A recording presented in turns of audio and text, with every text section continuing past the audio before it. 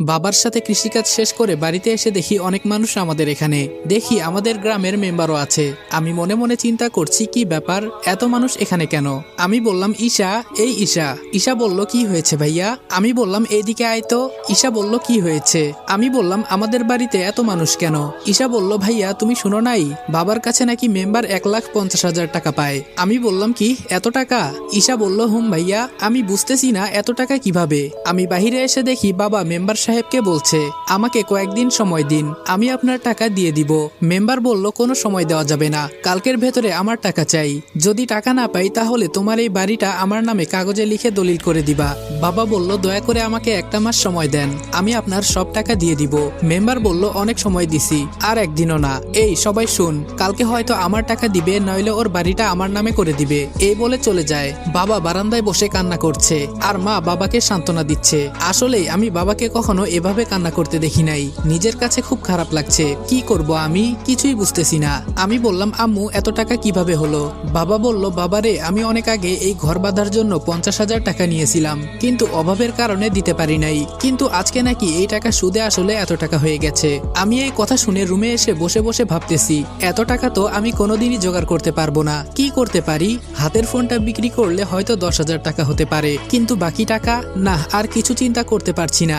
রাতে মা ডেকে গেল খাবার খেতে, কিন্তু খেলাম না। রুমে শুয়ে শুয়ে চিন্তা করছি কিভাবে টাকা জোগাড় করব। কখন যে ঘুমিয়ে গেছি বলতে পারি না। সকালে যখন ঘুম ভাঙলো তখন শুনি আম্মু কান্না করছে। আমি তাড়াতাড়ি আম্মুর রুমে গিয়ে দেখি বাবার গলায় দড়ি ঝোলানো ফ্যানের সাথে, আর আমার মা বাবার পায়ে ধরে কান্না করছে।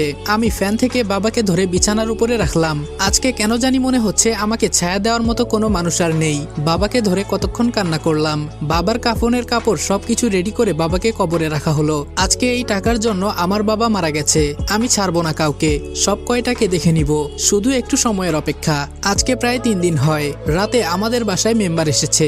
মেম্বার বলল রনি এদিকে আসো তো একটু। আমি বললাম জি আঙ্কেল বলেন। ভেতরে রাগে আমার শরীরটা ফেটে যাচ্ছে। মেম্বার বলল তোমার বাবা মারা গেছেন, আমি খুবই দুঃখ পাইছি। তোমার টাকাও দিতে হবে না, ঘরও দিতে হবে না, যদি আমার কথা মানো। আমি বললাম জি বলেন, কি করতে হবে আমাকে? শয়তানের সব সময় শয়তানি বুদ্ধি থাকে। মেম্বার বলল আমার মেয়েকে তোমার বিয়ে করতে হবে, তাহলে তোমার সব টাকা আমি মাফ করে দিমু। আম্মু বলল না না, আমার ছেলে এখন বিয়ে করবে না। আর আপনার মেয়েকে? ছি। মেম্বার বলল মুখ সামলিয়ে কথা বল। আমার মেয়েকে যে বিয়ে করবে ওর এটা ভাগ্য, আর টাকাগুলো তো মাফ দিতেছি।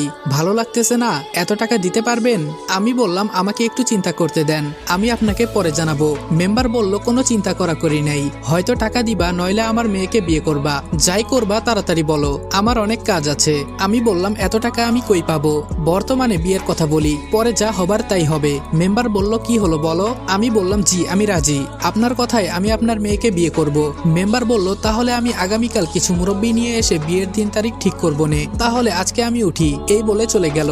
আম্মু বলল বাবা তুই এটা কি করলি? তোর বাবার জন্য তুই কুরবানি হতে চাস কেন? ঈশা বলল ভাইয়া তুই এই মেয়েকে বিয়ে করিস না, এই মেয়ের চরিত্র খারাপ। মাহি ছেলেদের সাথে যা ইচ্ছা তা করে বেড়ায়। আমি বললাম বোন বাদ দে, এসব হয়তো আমার কপালে লেখা ছিল। আম্মু বলল বাবা তুই এখান থেকে পালিয়ে যা, আমাদের যা হবার তাই হবে, তুই চিন্তা করিস না। আমি বললাম তোমাদের রেখে আমি পালিয়ে যাব, এটা ভাবলা কি করে আম্মু? আম্মু বলল বাবারে তোর কষ্ট সহ্য করতে পারবো না, আমি চাই না আমার ছেলে তার বাবার মতো আত্মহত্যা করুক। আমি বললাম আম্মু এসব তুমি চিন্তা করিও না। এই বলে বাসা থেকে হেঁটে হেঁটে বের হয়ে গেলাম। কি করব কিছুই ভালো লাগছে না। জেনে শুনে একটা ফালতু মেয়েকে বিয়ে করব। রাত 8টার মতো হয়ে গেছে। বাঁশবাগান দিয়ে হেঁটে হেঁটে বাড়িতে আসছি। হঠাৎ একটা মেয়ের কণ্ঠে আওয়াজ শুনলাম।